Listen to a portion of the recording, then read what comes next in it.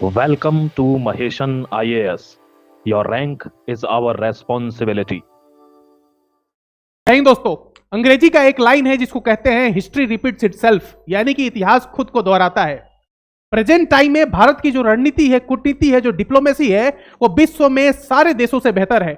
और ये आज के इस वीडियो में मैं प्रूफ कर दूंगा कि भारत की रणनीति जो है प्रेजेंट टाइम में वो सबसे बेहतर क्यों है। दोस्तों, मैंने बोला इतिहास खुद को दोहराता है। कुछ महीने पहले डोनाल्ड ट्रंप ने ये ट्वीट किया था। इस ट्वीट को ध्यान से देखिए। ट्वीट में लिखा हुआ है, India is not only buying massive amount of Russian oil. कुछ समय पहले हम रशिया से बहुत ज्यादा तेल खरीद रहे थे, बहुत ज्यादा तेल खरीद रहे थे। क्यों? क्योंकि हमको बहुत सारा डिस्काउंट मिल रहा था, और बहुत सारे डिस्काउंट पे हम लोग क्या करते थे, तेल खरीद रहे थे। खरीदने के बाद हम उसको रिफाइन कर रहे थे, और रिफाइन करके पूरी दुनिया में उसको बेच रहे थे, और इससे हमको बहुत फायदा मिल रहा था। डिस्काउंट रेट पे हमको क्रूड ऑयल मिल जा रहा था। यहाँ पे हमारे पास जामनगर में रिलायंस की बहुत बड़ी रिफाइनरी है। रिफाइनरी करने में तो हम दुनिया में एक नंबर है। रिफाइन करते थे और पूरी दुनिया में बेच देते थे। भारत के लोगों की नीड को पूरा करते थे, जरूरत को पूरा करते थे, पूरे विश्व में भी बेचते थे। अब ये डोनाल्ड ट्रंप को अच्छा नहीं लग रहा था कि भाई भारत कैसे आगे बढ़ रहा है, भारत को आगे नहीं बढ़ने देना है। आपको पता होगा कि अमेरिका की एक नीति है, वो नहीं चाहता कि भारत कभी भी आगे बढ़े। तो ये देखते हुए उसने क्या कहा, उसने बोला कि भाई आप लोग ओपन मार्केट में बेच रहे हैं, आप लोग बहुत प्रॉफिट कमा रहे हैं। डोनाल्ड ट्रंप बोल रहा है क्या कि आप प्रॉफिट कमा रहे हैं, और वो कह रहा है कि भाई भारत को कोई फर्क नहीं पड़ता कि यूक्रेन में कितने लोग मारे जा रहे हैं। दोस्तों, ये कौन कह रहा था? डोनाल्ड ट्रंप, कि तुम रशिया से तेल खरीद रहे हो, तुम रशिया को पैसा दे रहे हो, तुमको फर्क नहीं पड़ता कि भाई यूक्रेन में कितने लोग मारे जा रहे हैं। देखो दोस्तों, इतिहास ने खुद को दोहरा दिया। इसीलिए कहते हैं कि हिस्ट्री रिपीट्स इटसेल्फ, इतिहास खुद को दोहराता है। आज यही अमेरिका है जो ईरान में लोगों को मार रहा है, और आज यही अमेरिका है जो हमें कह रहा है कि भाई रशिया से तुम तेल खरीद लो। एक यही अमेरिका था जब हमारे ऊपर टैरिफ लगा रहा था, raising the tariff paid by India to the USA. हमारे ऊपर टैरिफ क्यों बढ़ाया गया, हमारे ऊपर टैरिफ क्यों लगाया गया 50%? पहले 25%, और 25% से सीधे जो है 50% हो गया। क्यों? Just because we are buying oil from Russia. हम तेल खरीद रहे थे रशिया से। आज यही अमेरिका हमको कह रहा है कि भाई रशिया से तुम तेल खरीद लो। इसीलिए कहते हैं कि इतिहास खुद को दोहराता है। कभी कभी चुप रहना भी बहुत अच्छा जवाब होता है, चुप्पी भी बहुत अच्छा जवाब दे जाती है। ये आज के वीडियो में प्रूफ कर दूंगा। इस स्लाइड को ध्यान में रखिएगा, और एक अंतिम स्लाइड मैंने लगा रखा है, ये वाली स्लाइड। इस स्लाइड को मैं इससे कनेक्ट करके बताऊंगा, इसको ध्यान से देखिएगा। फिलहाल जो है हम लोग आगे चलते हैं, और आपको कुछ और चीजें भी बतानी है, वो जान लीजिए आप। ईरान ने सीधे बोला कि मैं सरेंडर नहीं करूंगा। अमेरिका ने सोचा कि भाई अमेरिका ने क्या सोचा कि अमेरिका ने बोला कि भाई हम ईरान पर अटैक करेंगे और वहां के लीडर को मार देंगे, और लीडर के मारने के बाद वहां की जनता जो है, वहां के लोग जो है, वो हमारे सपोर्ट में आ जाएंगे, और जैसे ही सपोर्ट में आएंगे हम तख्ता पलट करेंगे, यानी कि रेजिम चेंज करेंगे, और रेजिम चेंज करने के बाद पूरी तरीके से हम कंट्रोल कर लेंगे वहां के किसको? तेल को। समझ में आ रही बात? वेनेजुएला के सारे तेल पे कंट्रोल था, ईरान के तेल पे कंट्रोल था। ये काम हुआ नहीं, यानी कि जो उसका प्लान ए था वो पूरी तरीके से फेल हो गया। फिर उसने प्लान बी लगाया, वो भी फेल हो गया। फिर प्लान सी, ऐसे प्लान चेंज होता रह रहा है अमेरिका का। लेकिन अभी ईरान घुटने टेकने को तैयार नहीं है। ईरान ने क्या बोला? ईरान ने बोला कि भाई 3 कंडीशन रख दिया। वो दुनिया को ये दिखाना चाहता है कि भाई ईरान लड़ना नहीं चाहता। ईरान, देखो ईरान हर तरीके से यहां पे दिमाग से खेल रहा है, वो गेम प्लान अच्छा बना रखा है। एक तो लड़ाई भी लड़ रहा है अच्छे से, प्लस जो डिप्लोमेसी करना चाह रहा है वो भी बहुत बेहतरीन तरीके से कह रहा है। वो दुनिया में एक संदेश उसने दे दिया कि ईरान अटैक नहीं करना चाहता, ईरान किसी से लड़ना नहीं चाहता, ईरान तो बस अपने आप को डिफेंड कर रहा है। तो लोगों ने पूछा कि ठीक है भाई, आप ठीक है डिफेंड कर रहे हैं, क्यों डिफेंड कर रहे हैं बताइए, आप क्यों नहीं लड़ना चाहते हैं? उसने बोला कि भाई ये 3 चीजें हैं, ये 3 चीजें आप मान लीजिए, हम हथियार रखने को तैयार हैं। ये 3 चीजें आप अमेरिका को बोल दीजिए कि वो मान ले, हम नहीं लड़ेंगे कल से। लोगों ने पूछा कि भाई वो 3 चीजें क्या हैं, तो भाई ईरान ने बता दिया। पहले बोला कि रिकॉग्निशन ऑफ ईरान राइट, दूसरा बोला कि reparation of payment, guarantee against future aggression. अब सर इसका मतलब क्या हुआ? ये 3 चीजें क्या मांग रहा है? वो एक ही चीज मांग रहा है जिसको अंग्रेजी में कहते हैं सोवरेनिटी, और हिंदी में कहते हैं संप्रभुता। संप्रभुता, संप्रभुता मांग रहा है, सोवरेनिटी मांग रहा है कि भाई ईरान की भूमि पे जो भी चीजें होंगी उसका निर्णय ईरान के लोग, ईरान की सरकार करेगी, अमेरिका नहीं करेगा। और जो आपने विध्वंस मचाया है यहां पे, उसके लिए क्या करना पड़ेगा? आपको वॉर इंडेमिनिटी पे करना पड़ेगा। सर वॉर इंडेमिनिटी क्या होता है?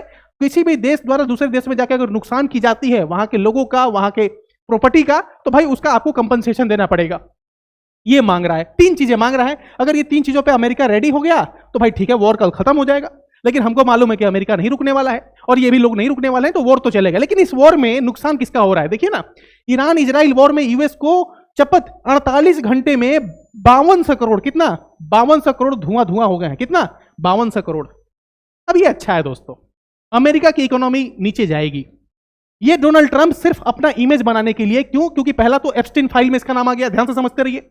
दूसरा, वहां पे मिड टर्म इलेक्शन होने वाले हैं अमेरिका में, वो भी उसमें भी जीतना था इसको। तीसरा, उसकी पॉपुलैरिटी डाउन हो रही थी। तो इन सबको मैनेज करने के लिए इसने तो अटैक कर दिया, लेकिन अब ये मैनेज नहीं कर पा रहा है। 5200 करोड़ रुपए खर्च हो गए कितने दिन में? 3 दिन में, 48 घंटे में, 2 दिन में खर्च हो गए 5200 करोड़ रुपए। कहा जा रहा है कि जितना पाक का रक्षा बजट है उसने ईरान पर उससे ज्यादा गोला बारूद मार दिया है। पाकिस्तान का रक्षा बजट जितना है, जितना उसका डिफेंस बजट है, उससे ज्यादा तो पैसा उसने खर्च कर दिया है ईरान पे अटैक करने में, अमेरिका ने।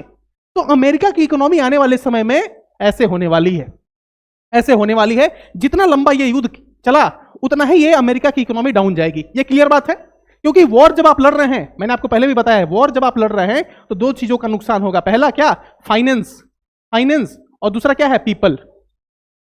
इन 2 चीजों का नुकसान होगा, और दोनों तरफ से जो है मार खाएगा अमेरिका। और ये हमारे लिए अच्छी बात है, अमेरिका डाउन जा रहा है, ये अच्छी बात है ना हमारे लिए, दुश्मनी तो है हमारा।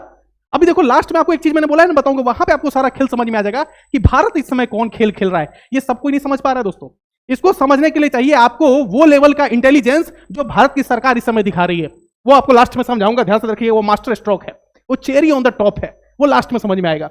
लेकिन देखो इसका इकोनॉमी पे असर पड़ रहा है। जाहिर सी बात है कि भाई पूरी दुनिया जब इससे कोई बच नहीं रहा है, कोई भी देश इससे बच नहीं रहा है, तो भारत कैसे बचेगा? भारत की अर्थव्यवस्था पर भी असर पड़ेगा। लेकिन भारत की सरकार आज से नहीं, 4 महीने पहले तैयार थी इसके लिए, क्योंकि भारत की सरकार को यह मालूम था कि ऐसी कुछ चीजें होने वाली हैं। और मेरी बात पे अगर विश्वास नहीं है तो भारत का जो बजट है उसको एक बार पढ़ लीजिए, जो हमारा इकोनॉमिक सर्वे है उसको पढ़ लीजिए, और उसमें साफ साफ लिखा गया है कि जियोपॉलिटिकल टेंशन होने वाले हैं। क्या होने वाले हैं? जियोपॉलिटिकल टेंशन होने वाले हैं, और इसके लिए सरकार तैयार है। सरकार ने बोल दिया कि ठीक है भाई, हमारा 7% ग्रोथ रेट रहेगा जीडीपी का। वो सब उसने बोला कि भाई जियोपॉलिटिकल टेंशन की वजह से क्या होगा, हो सकता है ये डाउन चला जाए। सरकार को ये पहले से मालूम था। दूसरी बात बता रहा हूं कि ईरान की जंग से शेयर मार्केट जो है क्रैश कर गया है, 27 लाख करोड़ डूब गया है। इन्फ्लेशन बढ़ने वाला है, महंगाई बढ़ेगी 3.21% से। बहुत सारे जो ड्रग्स हैं, दवाइयां हैं, उनके प्राइस भी बढ़ने वाले हैं। ये सब चीजें होंगी, जाहिर सी बात है। जो आप देख रहे हैं एलपीजी सिलेंडर के दाम हो गए, या फिर जो क्रूड ऑयल से हमारा पेट्रोलियम प्रोडक्ट जो निकलता है, पेट्रोल डीजल, इन सब के दाम बढ़ेंगे। ये सब चीजें होनी तय है, इसको रोक नहीं सकता क्योंकि किसी के कंट्रोल में नहीं है। क्यों नहीं कंट्रोल में, ये भी आपको समझा देता हूं। एक खबर है कि ईरान जो है वो क्या कर रहा है, पास करने दे रहा है हमारे शिप्स को। कहां से? स्टेट ऑफ हॉर्मुज से शिप्स को पास करने का परमिशन दे रहा है ईरान। जैसे ही ये खबर आई, इसके बाद तुरंत एक खबर आई क्या, कि भाई Iran sources deny any transit being allowed through strait of Hormuz. Iran के जो सोर्सेस है, पहली खबर भी सोर्सेस से ही आई थी, कोई ऑफिशियल न्यूज नहीं थी। ये जो स्रोत थे, जो सूत्र थे, उन्होंने ही बताया था कि ईरान जो है स्टेट ऑफ हॉर्मुज से शिप्स पास करने की परमिशन दे रहा है। फिर एक और सूत्र से ही खबर आई कि ये परमिशन नहीं दे रहा है ईरान। अब सूत्र से खबर आ रही है तो कैसे इस पे बिलीव कर ले, जब तक भारत की सरकार या फिर ईरान की सरकार ये ना बोले कि भाई हम भारत के जो शिप्स हैं उनको पास करने का परमिशन दे रहे हैं, या फिर भारत की सरकार बोले कि हाँ हमने बात कर ली है, और बात करने के बाद हमें यह एश्योरेंस दिया गया है कि भाई शिप्स पास हो जाएंगे स्टेट ऑफ हॉर्मुज से। अब मैं इंतजार कर रहा था, सुबह से ये खबर चल रही थी, लेकिन मैं इंतजार कर रहा था क्योंकि डेली प्रेस कॉन्फ्रेंस होते हैं, और प्रेस कॉन्फ्रेंस में जो प्रवक्ता है रणधीर जायसवाल या फिर मिनिस्ट्री, जो भी मिनिस्ट्री कंसर्न होती है, वो अपने प्रेस कॉन्फ्रेंस में उनसे सवाल पूछे जाते हैं, वो जवाब देती है। तो मैं इंतजार कर रहा था, शाम को ये प्रेस कॉन्फ्रेंस होती है, आज के प्रेस कॉन्फ्रेंस में इस बात को रख दिया गया है, उसको ही बताऊंगा। तो ये सुबह से ये खबर चल रही थी कि Indian oil to get safe passage through Hormuz after Jaishankar call to them. ये सब सोर्सेस पे खबर चल रही थी, यानी कि किसी भी तरह का आधिकारिक सोर्स नहीं था, आधिकारिक ऑफिशियल सोर्स नहीं था। अब देखिए खबर क्या आई है। Reacting to a media query about the movement of vessels around the Strait of Hormuz, Ministry of External Affairs spokesperson Randhir Jaiswal ने क्या कहा है, सवाल पूछा गया उनसे और इस पर क्या जवाब दिया है। The External Affairs Minister and the Foreign Minister of Iran have 3 conversation in recent days। 3 बार बात किया गया है, किसके द्वारा? भारत से सैयद अब्बास अरागाची ईरान से, और भारत से सुब्रमण्यम जयशंकर, इन लोगों के बीच में पिछले 3 दिन में बातचीत हुई है। फिर आगे क्या कह रहे हैं, in the last one they discuss the issue pertaining to the safety shipping India's energy security, beyond that it would be premature for me to say anything. यानी कि इन्होंने जो है कंफर्मेशन नहीं दिया पूरी तरीके से कि स्टेट ऑफ हॉर्मुज से इंडियन शिप्स को पास करने का परमिशन ईरान ने दिया है या नहीं दिया है। तो इस तरीके से अगर माना जाए तो ऑफिशियल कोई हमारे पास सोर्स नहीं है, या फिर ऑफिशियल किसी तरह का बयान नहीं है जिस पर हम कह सके कि we have permission to pass our ships through strait of Hormuz. लेकिन एक और खबर है, ये ministry of oil and corporation की प्रवक्ता है, स्पोक पर्सन है, इनका नाम है, यहां पे लिखा होगा सुजाता शर्मा। सुजाता शर्मा मैम ने क्या बोला है, इसको भी आप ध्यान से देखिए, ध्यान से पढ़िए। आपको we import 60% of our LPG and 90% comes from Hormuz.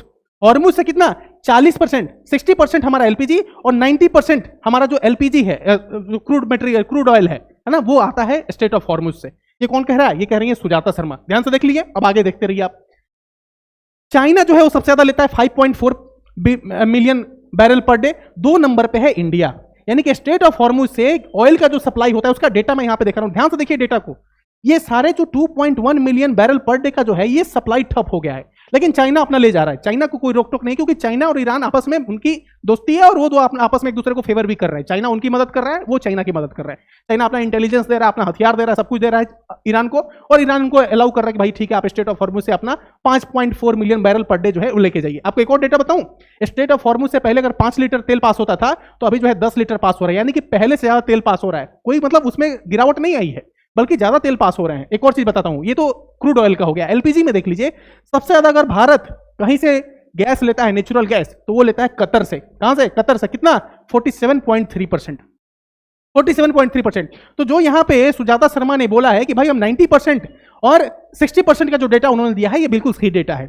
2.1 million barrel per day जो है हम इंडिया जो है लेता है, कहां से? स्टेट ऑफ हॉर्मुज से पास होता है, और कतर से हम कितना? 47.3% जो है गैस लेते हैं। अब ये सब कुछ ठप पड़ा है, और इसका क्या क्या कारण है कि हमने तो वो लगा दिया, एसेंशियल कमोडिटी एक्ट जो 1955 में बना था, वो हमने लागू कर दिया ताकि जो है जो जरूरत की जो चीजें हैं वहां पे हम गैस की सप्लाई पहुंचा सके। अब देखिए भारत में पूरी तरीके से हाहाकार मचा हुआ है, पूरी तरीके से हाहाकार मचा हुआ है, वो मैं दिखाऊंगा। लेकिन उसके पहले आपको एक बात बताऊं, चाइना से जो है, चाइना का जो भी ऑयल है, जो भी गैसेस है, वो पूरी तरीके से पास हो रहा है। चाइना के ऊपर कोई रेस्ट्रिक्शन नहीं है, कोई रेस्ट्रिक्शन नहीं है, क्योंकि देखो अमेरिका का क्या एजेंडा था? अमेरिका का एजेंडा था कि ईरान पे कैप्चर करना है, चाइना को तोड़ना है, क्योंकि चाइना और ईरान के बीच में आपस का रिलेशन बहुत अच्छा है। ईरान जो है बहुत ज्यादा सप्लाई करता था क्रूड ऑयल का, कहां पे? चाइना में। तो एक तरीके से अगर ईरान के ऑयल पे कंट्रोल हो गया अमेरिका का, तो चाइना को तोड़ना आसान हो जाएगा अमेरिका के लिए। तो इसलिए उसकी रणनीति थी कि भाई ईरान को कंट्रोल कर लिया जाए, चाइना अपने आप कंट्रोल में हो जाएगा। लेकिन ईरान यहां पे क्या कर रहा है? Iran shift over 11 million barrel per day oil via strait of Hormuz since war began all to the China. सारा चाइना भेज रहा है। चाइना, ये देखिए ना, चाइना नाउ का ये क्या है? Iran has announced that it will allow only China to pass through the strait of Hormuz. सिर्फ चाइना को अलाउ कर रहा है कि भाई चाइना के देश जो है, चाइना जो देश है उसके सारे तेल जो है वो हम लोग पास करेंगे। ईरान ने उसके ऊपर कोई रेस्ट्रिक्शन नहीं लगाया। लेकिन भारत के ऊपर रेस्ट्रिक्शन अभी भी लगा हुआ है, क्योंकि हमारे पास कोई ऑफिशियल न्यूज नहीं है। मिनिस्ट्री ऑफ एक्सटर्नल अफेयर्स यानी कि विदेश मंत्रालय के स्पोक पर्सन रणधीर जायसवाल या फिर मिनिस्ट्री ने कोई ऑफिशियल नोटिफिकेशन नहीं दिया कि भारत को भी ये छूट मिली है नहीं मिली है। जैसे ही ये खबर आ रही है तो भारत के कुछ लोग बोल रहे हैं कि सर क्यों ना ये जो स्टेट ऑफ हॉर्मुज जो 33 किलोमीटर का है इसको छोड़ देते हैं, ठीक है, यहां से नहीं जाएंगे, क्यों ना हम लोग यहां से जो है ये वाला रास्ता अपना ले। यानी कि हम तेल लाएंगे यहाँ पे, फिर जो है हम लोग टैंकर में भरेंगे तेल को और भर के फिर यहाँ पे ला देंगे, और यहाँ पे जो सीप है हमारा इसमें तेल ला देंगे, कैरी करेंगे, और फिर इसको जो है पिकअप पॉइंट पे इसको कैरी करके हम आ जाएंगे, इंडिया में लेके आएंगे, मुंबई में, गुजरात में। कुछ लोगों ने बोला कि सर यहाँ पे हम भी ऐसा कर सकते हैं। लेकिन ये बेवकूफों को कौन समझाए कि जो ईरान की जो ज्योग्राफी है, ये जो ज्योग्राफी है, अगर आप ज्योग्राफी को समझेंगे तो ये पॉसिबल नहीं है, ये चीजें पॉसिबल नहीं है, इट इज नॉट पॉसिबल। समझ में आ रही बात? तो आपको ज्योग्राफी को समझना पड़ेगा कि कहां पे डेजर्ट है, वो मैं किसी और वीडियो में आपको एक बार लेके आऊंगा कि डेजर्ट और माउंटेन, डेजर्ट और माउंटेन को समझना पड़ेगा, टेरेन को समझना पड़ेगा। टेरेन जो वहां का जियोग्राफिकल टेरेन है, अगर उसको समझ पाएंगे तो आप ये जान पाएंगे कि ये 33 किलोमीटर कितना इंपॉर्टेंट है। ये ऐसा नहीं कर सकते कि यहां पे हम कैरी करके लाएं टैंकर से और फिर जो है यहां पे कैरी करके ट्रक से और फिर यहां पे हम इसको अनलोड कर देंगे, यहां पे लोड किया, अनलोड किया, और फिर यहां से हम लोग दिल्ली लेके आ गए, सॉरी गुजरात लेके आ गए, या फिर महाराष्ट्र मुंबई लेके आ गए। ये पॉसिबल नहीं है। समझ आ रही बात? तो इस तरह की चीजें अगर कहीं देख रहे हैं आप तो उस पर ध्यान मत दीजिए। अब देखिए यहाँ पे पूरे भारत में ये न्यूज है, बाकी सब ठीक है, चाहे वो बेंगलुरु की बात करें, मेरठ, मुंबई, बेंगलुरु, रांची, कोलकाता, इंदौर, जयपुर, चंडीगढ़, गुवाहाटी, अयोध्या, हर जगह यही हाल है। हर जगह चारों तरफ त्राहिमाम है। कहीं जो है 913 रुपए का जो सिलेंडर है वो 2000 में बिक रहा है, 2500 रुपए में बिक रहा है। कहीं जो 1800 रुपए का कमर्शियल सिलेंडर था वो 3000 रुपए में बिक रहा है, ये भी खबर है। तो ये खबर जो है झूठी खबर नहीं है दोस्तों, ये सारी खबर सत्य है, ये झूठी खबर नहीं है। दिक्कत क्या, मैंने आपको कल के वीडियो में आपको समझाया था कि डिमांड एंड सप्लाई का मतलब क्या होता है। मैंने पंजाब महाराष्ट्र बैंक का मतलब एग्जांपल लेकर आपको समझाया था कि बहुत सारे लोग जब एक ही बार पहुंच जाते हैं और स्टॉक कम हो, सप्लाई कम हो, तो वहां पे कौन सा सिचुएशन आता है। तो ये देखिए, ये खबर जो है वो झूठी नहीं है। ये देखिए ना आप, ये खबर जो थी वो झूठी खबर नहीं थी। लेकिन दिक्कत क्या है कि कुछ लोगों को अभी मौका मिल गया है सरकार को कोसने का। जैसे कि देखिए ना, नरेंद्र मोदी लाइन लगाओ योजना, इस तरह का जो है कमेंट कर रहे हैं लोग। कुछ लोग जो है ये फोटो लगा रहे हैं कि मोदी का मास्टर स्ट्रोक और ये लोग लाइन में लगे हुए हैं सिलेंडर लेकर। याद कीजिए दोस्तों कि 2014 के पहले कितने घरों में लोगों के पास सिलेंडर हुआ करता था, कितने घरों में था।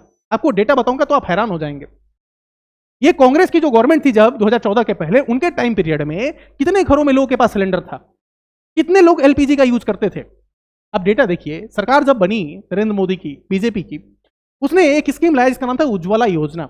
और ये उज्ज्वला योजना ने क्या क्रांति लाई, it brought revolution in the society. समाज में क्रांति लाने का काम किया उज्ज्वला योजना ने। कैसे? अब देखिए यहां पे कि 10.5 करोड़ यानी कि 10.5 करोड़ से अधिक उज्ज्वला कनेक्शन महिलाओं को बेहतर स्वास्थ्य, प्रतिदिन 3 घंटे का अतिरिक्त समय दे रहे हैं। पहले महिलाएं क्या चूल्हे पे खाना बनाती थी, जो खाना 10 मिनट में बन सकता है उसको बनाने में 1 घंटा लगता था। फिर फेफड़ों की बीमारी, ब्रोंकी हो जाता था, अस्थमा हो जाता था, धुआं धुआं बॉडी में। समझ में आ रही बात? उन सब चीजों से छुटकारा दिलवाया इस एलपीजी सिलेंडर ने और उज्ज्वला योजना ने। धुएं से भरे रसोई घर अब बीते समय की बात हो गई थी। एक टाइम था जब हम लालटेन में पढ़ा करते थे, आज हमारे पास एलईडी लाइट है, 24 घंटे बिजली रहती है। तो यही वो गवर्नमेंट थी, यही वो व्यक्ति था जिसने वो सिनेरियो को चेंज किया, चूल्हे से आपको ये सिलेंडर पे लाया। समझ में आ रही बात? तो जब हम इस बात को बोलते हैं कि सर आप आज लाइन में लगवा रही है, तो लाइन में हम आज लग रहे हैं, चलो मान भी ले रहे हैं कि ठीक हम लग रहे हैं लाइन में। एक तो उसमें हमारी ही गलती है कि हम लाइन में लग रहे हैं। क्यों? क्योंकि सरकार तो बोल रही है कि कमी नहीं है, और कमी अगर हो रही है तो हमारी गलती है। क्यों? क्योंकि एक की जरूरत है तो उसके जगह पे हम 4 सिलेंडर ले रहे हैं, तो जाहिर सी बात है वो कमी तो हो ही जाएगी। पहले लोग 1 महीने तक तो आराम से सिलेंडर चला जाता है ना, तो लोग 1 महीने तक इंतजार करते थे, 1 महीने बाद जाके ले आते थे। अब लोग क्या कर रहे हैं कि एक ही बार 4 सिलेंडर घर में ले रहे हैं, तो कमी तो हो जाएगी। तो ये जो लाइन लग रही है, पहले तो ये सरकार की गलती नहीं है, ये तो वैश्विक परिस्थिति कुछ ऐसी बनी है, सिनेरियो कुछ ऐसा बना है जिसकी वजह से ऐसी संभावना बन गई है जिसमें हम कुछ कर नहीं सकते। ये तो हमारे कंट्रोल में नहीं था। क्या हम अमेरिका को बोल दें कि भाई तुम नहीं लड़ो, ईरान को बोले कि तुम नहीं लड़ो, दोनों आपस में लड़ रहे हैं, इसमें हमारा तो कोई कंट्रोल नहीं था। हम तो इतना कह सकते हैं कि सर आप दोनों मत लड़िए, क्यों आप दोनों लड़ रहे हैं, हम लोग ये कह सकते हैं। ये तो नहीं कह सकते कि हम अमेरिका को जाके समझाएं, ईरान को जाके समझाएं और बोल दे कि तुम नहीं लड़ो और वो हमारी बात मान लेंगे। अगर ऐसा पॉसिबल था तो भाई तो हम तो विश्व गुरु बन गए रहते आज तक। हम दोनों को समझा सकते हैं, लेकिन वो हमारा डिसीजन मानेंगे या नहीं मानेंगे ये तो उनके ऊपर निर्भर करता है, हमारे ऊपर तो निर्भर करता नहीं है। तो ये तो वैश्विक परिस्थिति बनी है, समझ में आ रही है। लेकिन सरकार ने जिस तरह की तत्परता दिखाई है वो काबिले तारीफ है, लेकिन हमको ये नहीं भूलना चाहिए कि यही वो गवर्नमेंट थी जो उज्ज्वला स्कीम लाकर सारे घरों में, देखिए ना, प्रधानमंत्री उज्ज्वला योजना के अंतर्गत होली पर्व पर 1.86 करोड़ लाभार्थियों को 1500 करोड़ की राशि जारी की जा रही है उत्तर प्रदेश सरकार की तरफ से। तो ये सब चीजें भी हमें नहीं भूलना चाहिए। अगर हम आज इसको याद कर रहे हैं तो इस दिन को भी नहीं भूलना चाहिए जब इस तरह की परिस्थिति हुआ करती थी। तो यहां से अगर हम यहां पे पहुंचे हैं तो उस दिन को याद कीजिए ना आप एक बार। आगे देखिए, आपको एक और चीज बताता हूं। हमारे ऊपर tariff tariff tariff tariff tariff tariff tariff tariff लगता चला गया, है ना। कुछ भी करो टैरिफ लगा देंगे, कुछ भी करो टैरिफ लगा देंगे। ये धमकी कौन? ट्रंप देता था हमको, make America great again, mega voice. बदले में हमने क्या किया? हमने किया कि भाई thank you to our partner in India and their largest privately held energy company Reliance. तो लोगों ने बोला कि सर आप जो है रिलायंस जो है वो अमेरिका में क्यों जा रहा है, वहां पे जाके इन्वेस्टमेंट क्यों कर रहा है, वो भी billions of dollar, 300 billion dollar क्यों कर रहा है इन्वेस्टमेंट। क्रिटिसाइज करना लोगों ने शुरू कर दिया। अब आपको मास्टर स्ट्रोक समझाता हूं, इस सरकार का मास्टर स्ट्रोक क्या है, ध्यान से देखिए इसको। ये न्यूज इंग्लिश में भी है और हिंदी में भी है। हिंदी वाला तो आप लोग पढ़ लेंगे, एक बार इंग्लिश वाला भी मैं आपको ब्रीफ कर सकता हूं जो लोग नहीं समझ पा रहे हैं उनको। ये है सोमनाथ मुखर्जी। सोमनाथ मुखर्जी आम लोग नहीं है, is very expert in international relation, और साथ ही साथ अगर आप देखेंगे the writer is chief investment officer of an asset with wealth management firm. ठीक है, समझ में आ रही बात। अब देखो आपको यहां पे 2-3 चीजें बताता हूं, ध्यान से देखिएगा इसको, ध्यान से देखिएगा इसको, तब आपको समझ में आएगा। मैं यहां पे लिख के आपको समझाने की कोशिश करूंगा। इसको साइड में रखते हैं, आप यहां पे ध्यान से समझते रहिए। जो मैंने आपको शुरू में बोला था वीडियो को शुरुआत करने से पहले कि आपको कुछ चीजें बताऊंगा, वो आपको समझना होगा। देखिए, गवर्नमेंट ऑफ इंडिया का जो स्मार्ट मूव है, स्मार्ट मूव, उसको समझना पड़ेगा। गवर्नमेंट ऑफ इंडिया का स्मार्ट मूव क्या है, ध्यान से समझिए। सबसे पहले हमने क्या किया कि भाई हमने इन्वेस्टमेंट किया, कहां पे? यूएसए में। कहां पे इन्वेस्टमेंट किया? यूएसए में 300 बिलियन डॉलर का, 300 बिलियन डॉलर का हमने इन्वेस्टमेंट कर दिया यूएसए में। पहला मास्टर स्ट्रोक। दूसरा मास्टर स्ट्रोक समझा रहा हूं, ध्यान से समझते रहिएगा। पूरी दुनिया आपस में लड़ रही है ना, पूरी दुनिया आपस में लड़ रही है, चारों तरफ त्राहिमाम त्राहिमाम है। भारत इस समय क्या कर रहा है, ध्यान से समझिए। हम 300 बिलियन जो है डॉलर जो है इन्वेस्ट कर दिए। दूसरा हमने क्या कर दिया कि हम रशियन तेल फिर से खरीदना शुरू कर दिए। रशियन तेल, ध्यान से समझिए। रशियन तेल की वजह से हमारे ऊपर टैरिफ लगा था, टैरिफ भी हट गया।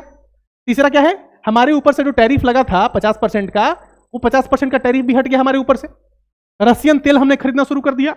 300 बिलियन डॉलर का हमने इन्वेस्टमेंट भी कर दिया। चौथी चीज मैं बता देता हूं आपको, ध्यान से समझिए।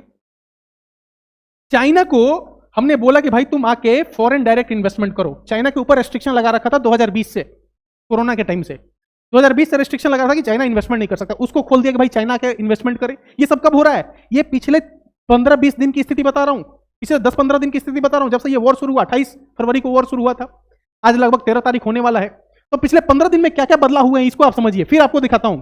हम ईरान के साथ बात कर रहे हैं, ईरान के साथ हमारा बातचीत चल रहा है, तो ईरान हमारा दुश्मन नहीं है भाई। ईरान से अगर हम बातचीत कर रहे हैं, सैयद अब्बास अरागाची से अगर सुब्रमण्यम जयशंकर फोन करके बात कर रहे हैं, हम तो दुश्मन नहीं है ना उनके। दुश्मन रहते तो कहां बात करते उनसे। वहां पे जो बच्चे मारे गए हैं उसके लिए आज मिनिस्ट्री ऑफ एक्सटर्नल अफेयर्स के स्पोक पर्सन रणधीर जायसवाल ने क्या बोला प्रेस ब्रीफिंग में, एक बार आप खोल के देखिए। उन्होंने बोला कि जो लोग मारे गए हम उनके साथ खड़े हैं, यानी कि ईरान भी हमारा दोस्त है, ईरान से भी हम बातचीत कर रहे हैं। छठा देखिए, युद्ध होने के ठीक 2 दिन पहले नरेंद्र मोदी गए थे इजराइल, यानी कि इजराइल भी हमारा फ्रेंड है, इजराइल से भी हमारी बातचीत चल रही है। ये सब मास्टर स्ट्रोक है। इसको समझने के लिए चाहिए आपको बहुत ही डीप थिंकिंग। मतलब आप देखिए कि हमारे पक्ष में क्या नहीं जा रहा है। हम इन्वेस्ट भी कर लिए, पूरी दुनिया में लड़ाई चल रही है, हम इन्वेस्ट कर दिए। क्यों भाई? देखो जामनगर जो रिफाइनरी है रिलायंस की, वो पूरी दुनिया की सबसे बड़ी रिफाइनरी है।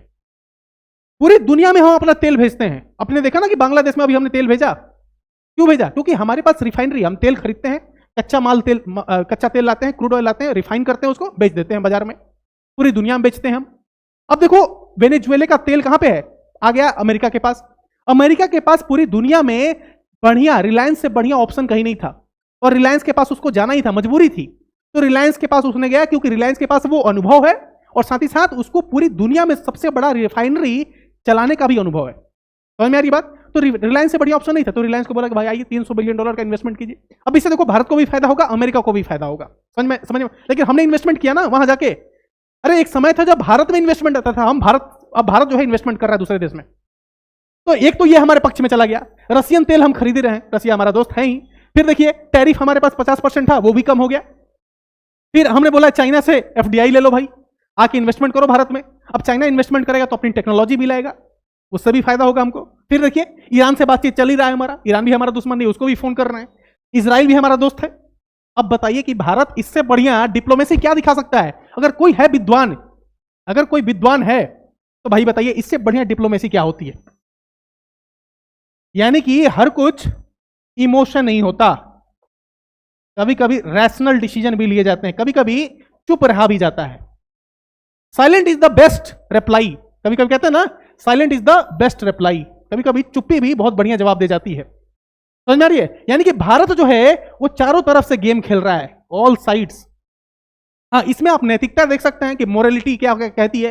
तो मोरालिटी कहती है कि भाई हमको ईरान के बच्चों के साथ खड़ा होना चाहिए, जवाब देना चाहिए। बार बार अमेरिका हमारे भारत के प्रधानमंत्री को गाली देता है कि ये प्रधानमंत्री जो है ये हमारे कहने पर सब कुछ करते हैं, नरेंद्र मोदी को जो हम बोलते हैं वही करते हैं। तो भाई वो तो बात है कि वो लोग बोलते हैं हमारे बारे में, और इससे हमारी पूरी दुनिया में हो सकता है कि हमारी जो एक इमेज बनी हुई है भारत की वो थोड़ी खराब भी होती है। अब सोचो ना कि जो डोनाल्ड ट्रंप की जो प्रेस सेक्रेटरी है, जो प्रेस सेक्रेटरी है वो भी कैरोलिना या फिर पता नहीं क्या नाम है उसका, वो भी भारत के प्रधानमंत्री को कहते हैं कि भाई ये लोग बहुत बड़े एक्टर्स हैं और ये जैसा हम बोलते हैं वैसा करते हैं।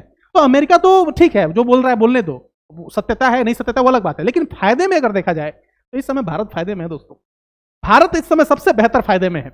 इससे बढ़िया कूटनीति क्या हो सकती है बताइए एक बार जरा। हर तरह से हम फायदे में हैं, इन्वेस्टमेंट, रसिया, टैरिफ, चाइना, ईरान, इजराइल। और आपको अभी तो बहुत सारी चीजें मैंने छोड़ दिया क्योंकि वीडियो काफी लंबा हो गया है ना। वीडियो काफी लंबा हो गया, 25 मिनट का वीडियो हो गया। तो आपको और बेहतरीन तरीके से समझाने की कोशिश करता मैं कि किस तरीके से भारत की नीति के आगे पूरी दुनिया नतमस्तक है, पूरी दुनिया नतमस्तक है। समझ में आ रही बात आपको? अब देखिए एक और चीज आपको बता देता हूं, ठीक है। जब पूरी दुनिया डिस्टर्ब है, पूरी दुनिया डिस्टर्ब है, इस समय भारत बहुत स्टेबल है, बहुत स्टेबल है, ठीक है। ये जो परिस्थितियां आई हैं, ठीक है, ये जो परिस्थितियां आई हैं ये वाली, इसमें कुछ हमारी गलती है, कुछ हो सकता है थोड़ी सरकार की भी गलती है। सरकार को थोड़ा और प्रिपेयर होना चाहिए क्योंकि सरकार को मालूम था, मैंने बताया ना आपको कि हमारा बजट आप देख लीजिए या फिर इकोनॉमिक सर्वे, उसमें सरकार ने प्रेडिक्ट कर दिया था पहले ही कि ऐसी परिस्थिति आ सकती है। थोड़ा और हमको प्रिपेयर होना चाहिए था। और दूसरा, जो हम लोग कालाबाजारी कर रहे हैं, आप लोग जो कालाबाजारी कर रहे हैं, जो होर्डिंग कर रहे हैं, ये मत कीजिए। और सरकार को चाहिए कि जो लोग ऐसा कर रहे हैं उनके खिलाफ सख्त सख्त कार्रवाई करे ताकि समाज में भी एक संदेश जाए, भाई जितनी नीड है उतना लो ना। जरूरत है 2 किलो खाने का, खा रहे हो 10 किलो, तो क्या होगा फिर? तुम्ही को दिक्कत होगी ना, तुम्हारे बॉडी को ही दिक्कत होगी। आई थिंक आपको ये वीडियो आपको बहुत अच्छे से समझ में आया होगा। अपने विचार को जरूर लिखा कीजिए कमेंट में, और आप बताइए कि सर इससे बेहतर नीति क्या हो सकती है। जय हिंद, जय भारत। मिलते हैं किसी और नए एक वीडियो में एक नए टॉपिक के साथ। Take care, have a good day.